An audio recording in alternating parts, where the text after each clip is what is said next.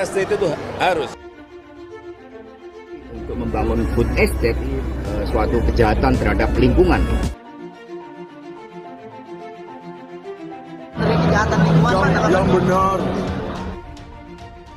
PDIP mulai menyerang Prabowo sekaligus Jokowi.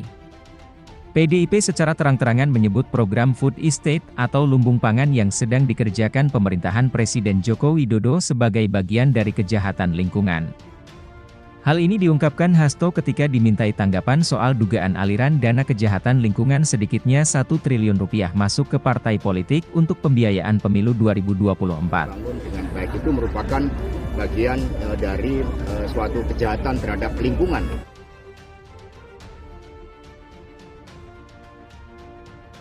Kami memberikan suatu catatan yang sangat kuat terkait dengan upaya yang telah dilakukan oleh Presiden Jokowi untuk membangun food estate, kata Hasto.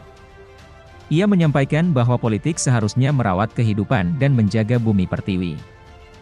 Dalam praktik pada kebijakan itu ternyata disalahgunakan, kemudian hutan-hutan justru ditebang habis, dan food estate-nya tidak terbangun dengan baik. Itu merupakan bagian dari suatu kejahatan terhadap lingkungan, lanjutnya. Tak tinggal diam, Presiden Joko Widodo angkat suara mengenai kritikan Sekretaris Jenderal PDIP Hasto Kristianto terhadap proyek food estate yang menyebutnya sebagai kejahatan lingkungan. Food estate itu harus untuk cadangan, baik cadangan strategis maupun nanti kalau memang.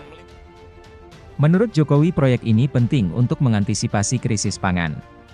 Menurut Jokowi saat ini hampir seluruh negara saat ini tengah menghadapi krisis pangan. Seperti negara yang mengonsumsi gandum saat ini juga tengah menjadi masalah. Selain itu menurut Jokowi, membangun lumbung pangan tidak mudah. Di mana banyak percobaan penanaman tanaman pangan yang gagal sehingga harus dilakukan beberapa kali.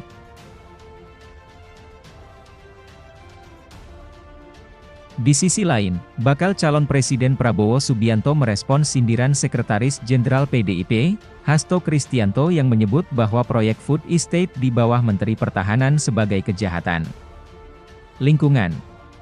Prabowo tidak mau berkomentar banyak soal pernyataan Hasto yang mengkritik proyek food estate ala Prabowo itu kini mangkrak dan diduga disalahgunakan. Sebagai informasi, program ini digagas Presiden RI Joko Widodo sejak awal kepemimpinan periode keduanya.